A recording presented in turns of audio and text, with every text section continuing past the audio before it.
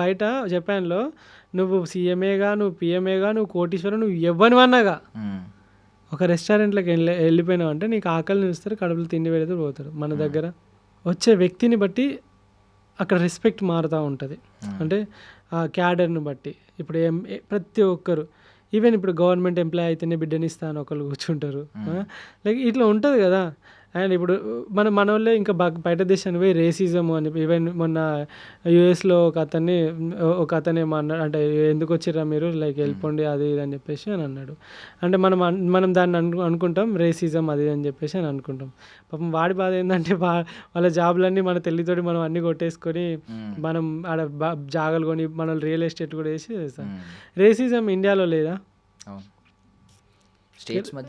Racism ఇండియాలో ఉంది bro. ఎట్లా చెప్పాలా, స్కూల్లో మనము క్లాస్లో కూర్చున్నప్పుడు ఇదంతా మనకు నేర్పించక, అరే పొట్టోడా, అరే కర్రోడా, అరే గుడ్డోడా, అరే మెల్లోడా, అరే నత్తోడా, అరే బండోడా, అరే బక్కోడా,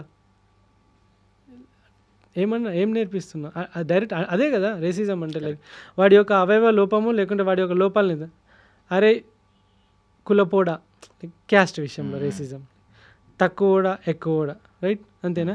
డబ్బుల విషయంలో రేసిజం, అరే పేదోడు వాడు, బిచ్చపోడు వాడు, ఆటో తోలుకుంటోడు వాడు, డెలివరీలు చేసేటోడు వాడు, డిగ్నిటీ ఆఫ్ లేబర్ కూడా లేదు కదా.